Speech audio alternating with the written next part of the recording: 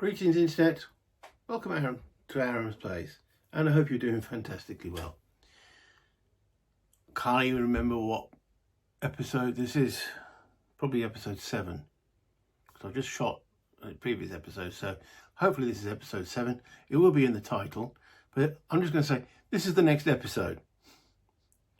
We had a German sniper activate, who I named Lars, who's taken a shot at Gibson as he was crawling forward.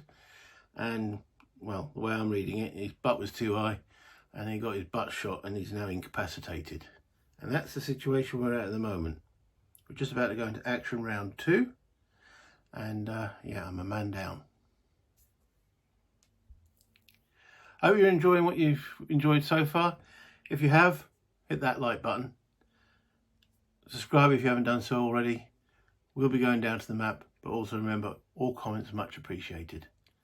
Oh, and a little dingling bell. So let's go down. Let's have a look.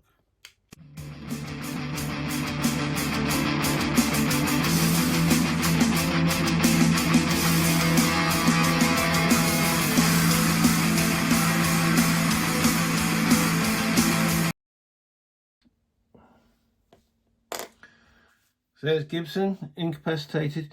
I forgot to mark him as prone. This is what happens automatically. He is now no longer active, he's inactive, so I can't do anything with him other than drag him along.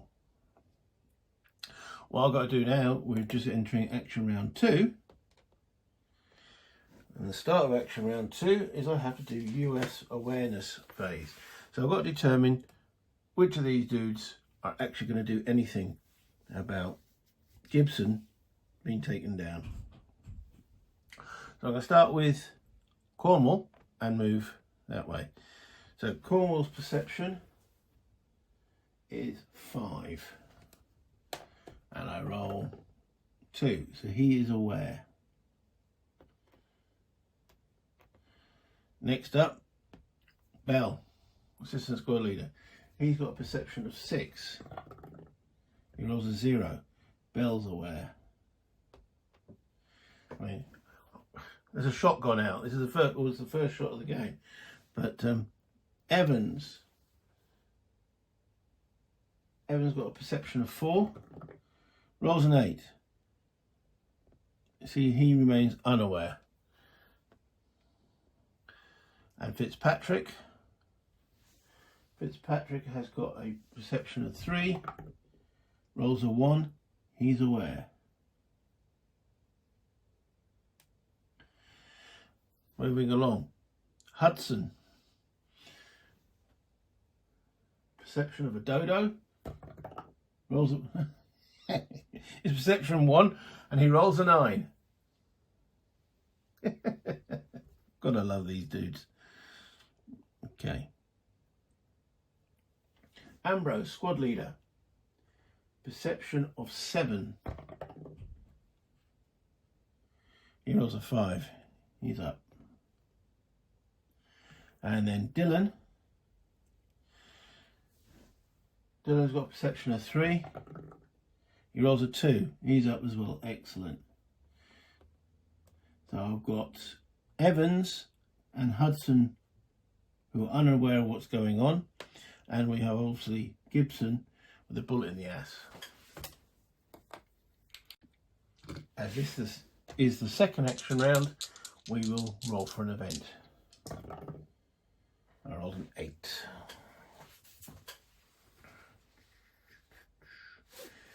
Okay.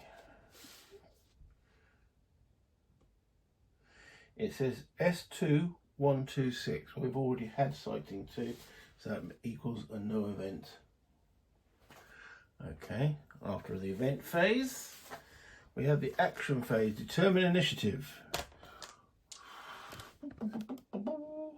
The Dice Tower of Doom. I rolled a 3 for the Americans and a 4 for the Germans. Lars has the initiative. Okay, using those rolls, I then move the counters on there. I change glasses because it's so far away. Okay, so we're looking at, let's do Lars first. He's rolled a 4. And he's the advantage, so he gets one action because there's a 4 in that. So the advantage. Ambrose with a 3, look at the disadvantage column, gets 1 action. So Dylan, Bell and Cornwall with a 3 are in that, so they're going to get 1 action. And then finally Fitzpatrick with a 3. Ooh, can't read it, hold on. Okay, he's actually got 2 actions, but it's red. Is he in command? Now Fitzpatrick, so bringing that back here, Fitzpatrick is here. He's got an initiative of 2, and he's in command range of Bell, who's got an initiative of 3. So Fitzpatrick's in command and will get 2 actions. Darn useful. Okay.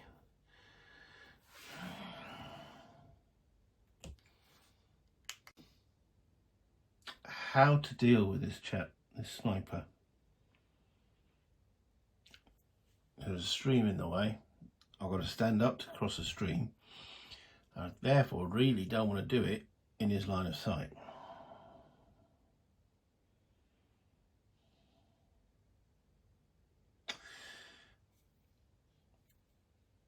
This here blocking, so this here is out of his line of sight. So by the looks of it, I'm going to need to get Bell and Cornwall across here, hoping there's no other Germans in here.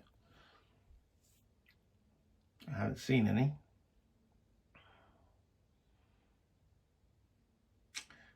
So it might be time to take a little bit of a gamble. Dylan is active. So I wonder if it's worth Ambrose moving Dylan up to here.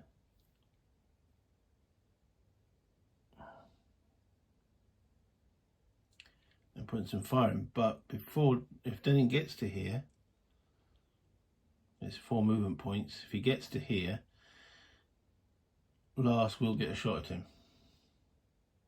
Well, it depends on the German activation number, which we haven't determined yet.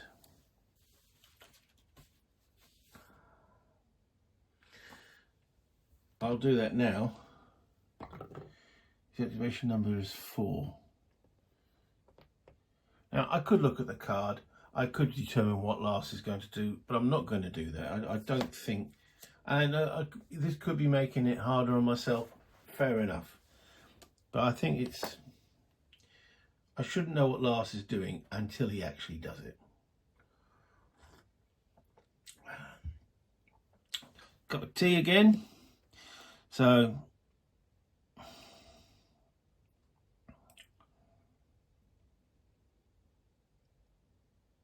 and if Dylan moves, he's got to stand up. That's his 3 stance. That's 2, 4 movement points.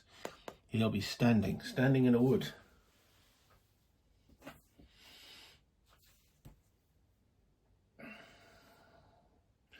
It's -2. It's a little bit of a harder shot.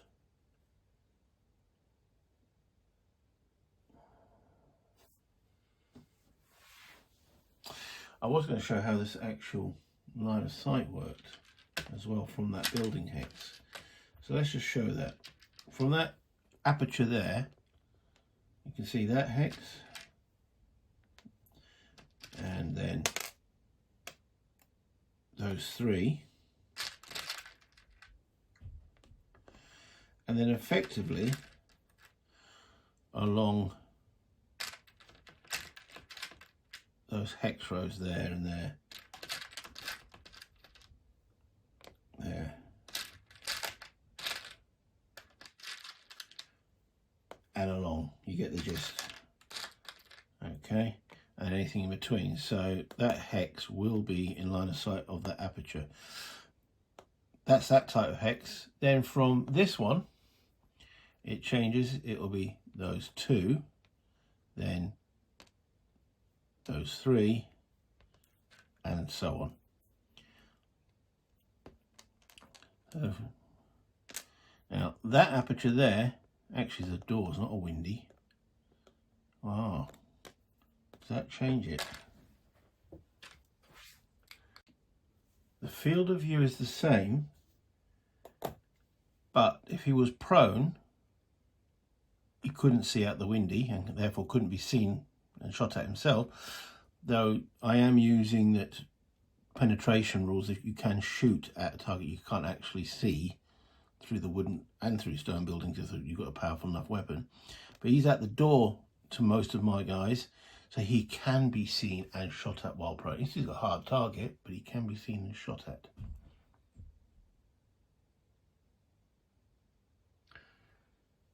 So that takes me back to the question, do I move Dylan forward using Ambrose's action?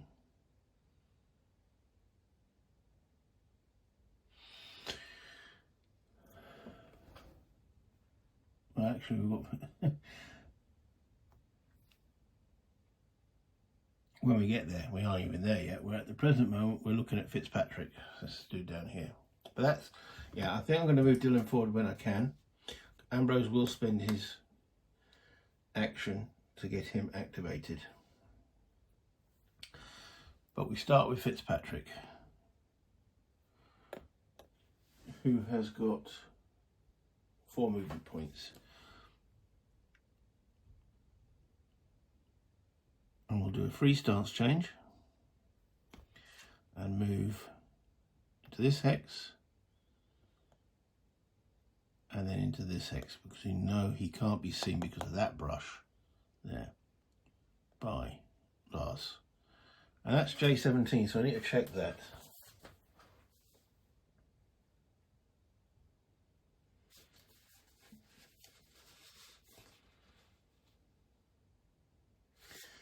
That says none.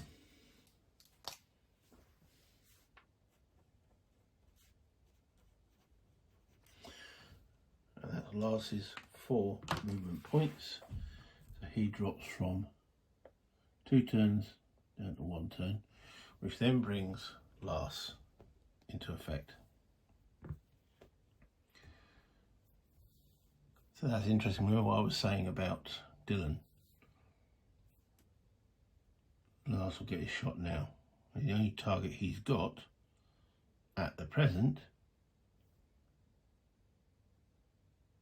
is no one. That's useful. So let's see what Lars will do. Bringing his card up. We know he's rolled an action 4. And condition. He's only got 1 turn. So on condition 5/6, action die roll of 4. Back to 802.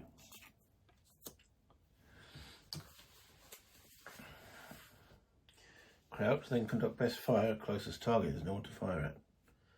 Fall prone after fire if free stance. So he hasn't fired, so he doesn't crouch. So in other words, he does nothing other than observe the situation and remains crouched. Okay.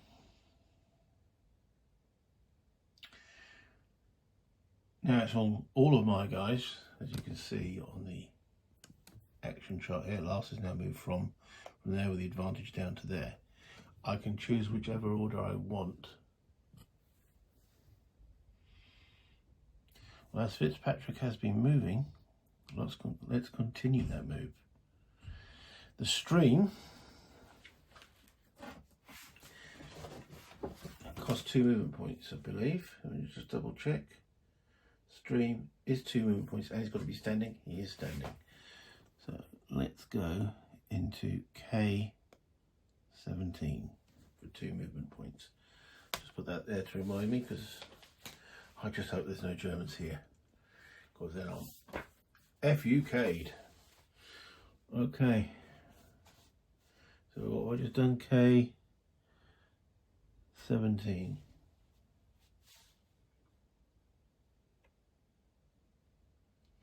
Says the word event, but we're in actions, so we don't do an event. So I'm going to write that down. K17 says event, so I don't have to keep checking that paragraph. So that's 2 movement points. 3 time to crouch. So that's Fitzpatrick finished for this round.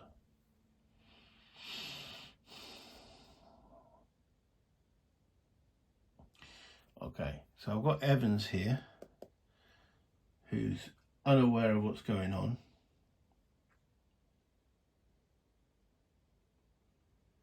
Next round, all my guys automatically become aware.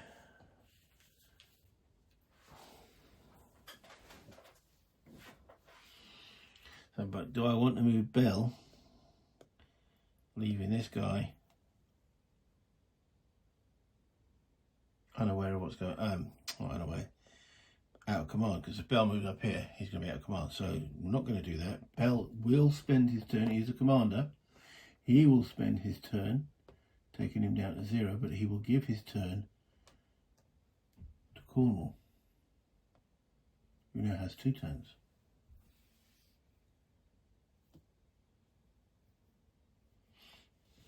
And is currently standing.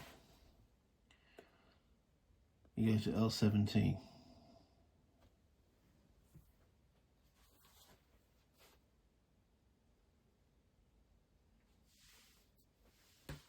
None.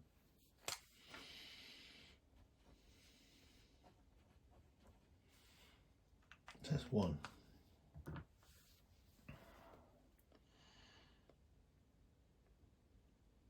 Two, 3. L16.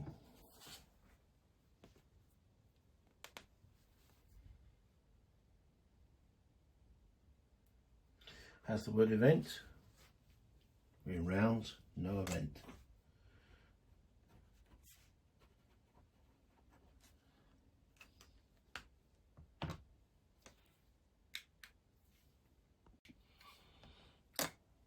His 4th movement point is to join Fitzpatrick here.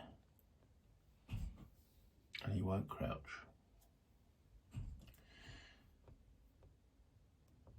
That completes his action 2. We're going to action now do his action 1.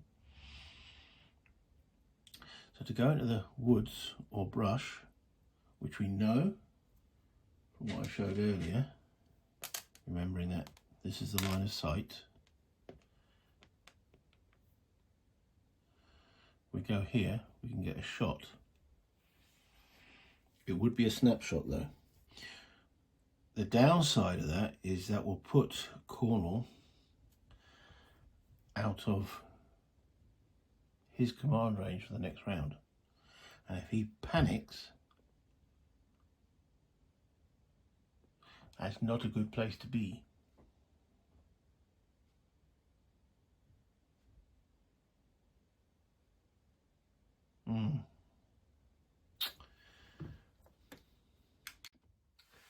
I really don't want to move him out of command range, Cornwall.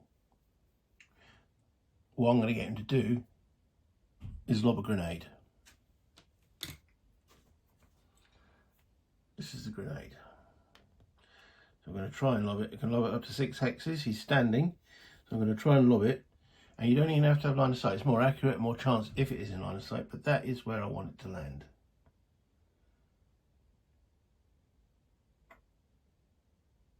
Okay, so let's go through the grenade procedure. So a soldier can throw a grenade up to 6 hexes, if standing, which he is. Can't throw one up at all if you're prone.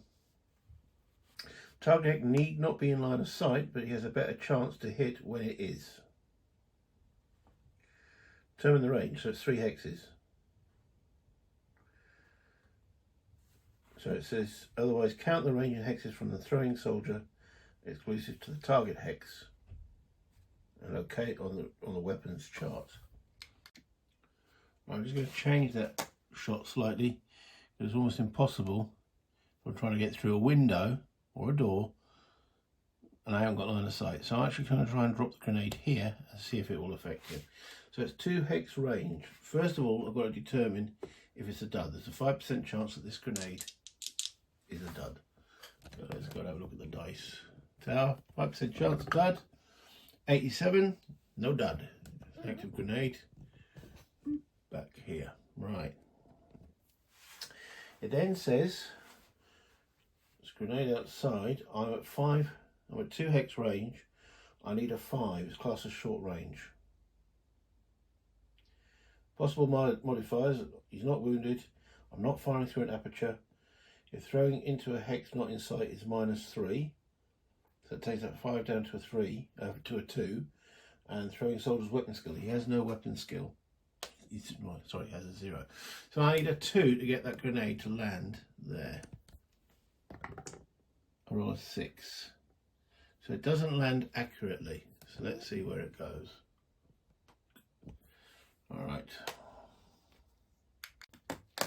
Okay, so I've got to now work out which direction it scatters in. So it scatters in direction 1, which according to this and the little diagram, actually, so I was looking for a 3 or 4 here, to be honest, because I've thrown it from there.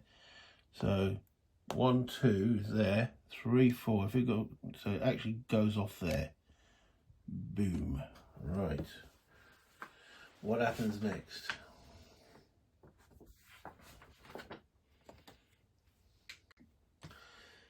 Therefore, no effect. I thought a grenade might have caused damage to the wall or something, but it doesn't. So I'll just remove that, and I will cross off 1 grenade from Cornwell's weapons. He only has 2, he's used 1.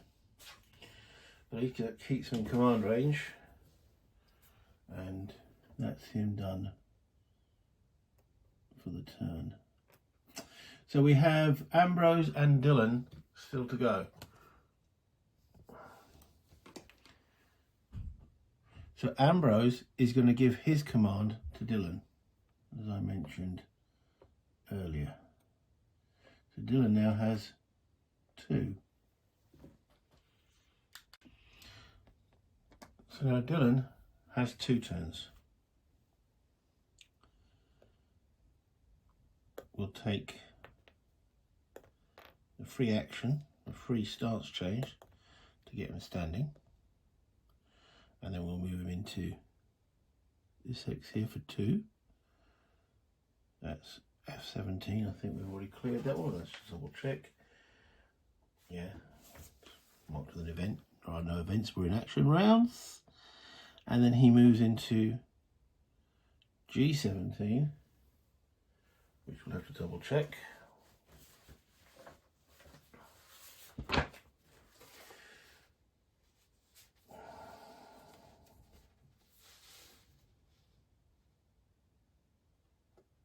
It says sighting 1.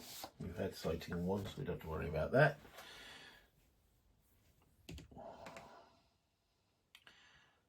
Okay. That's his first action. First turn done. He will now fire.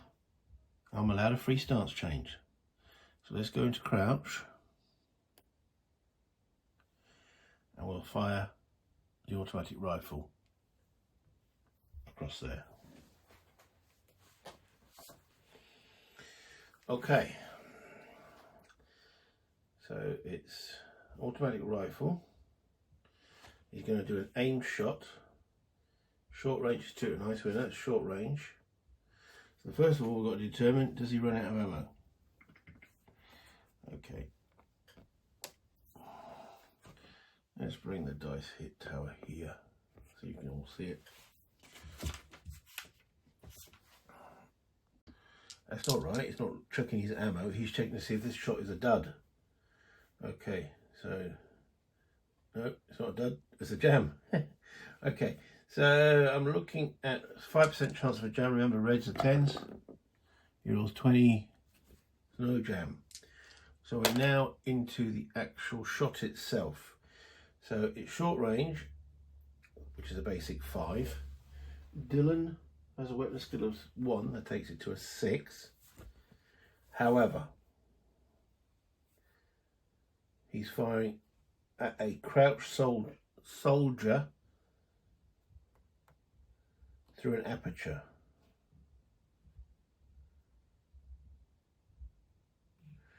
Which is -4.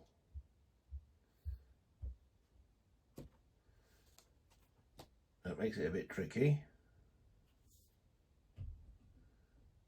-4.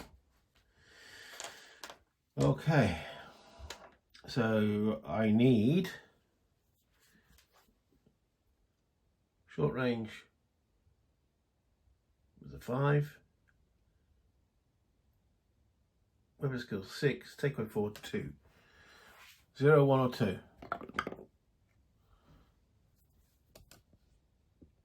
Yippee, it's a hit. Dylan hits. Okay, good stuff. Next up, we can determine what the effect is on Lars. Now we're on to roll high. It was a low roll, now we want to roll a high roll. Come on. It's a 9. Can't get any better than that. That's a kill. Lars is killed.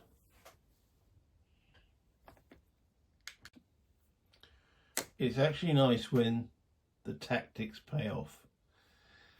Okay, and the planning. So that's Dylan completed. That's Lars KIA. I'll move the dice tower out of the way. I will now mark on here, on my squad sheet, that Dylan, oh, the last thing I've got to check is ammunition. Did he actually use an ammunition there? And using the automatic rifle, out of ammo is on 50%. He rolls 97, so he was very careful with his shooting and actually just, rather than consuming the ammo, took him down. And I mark that on Dylan's sheet.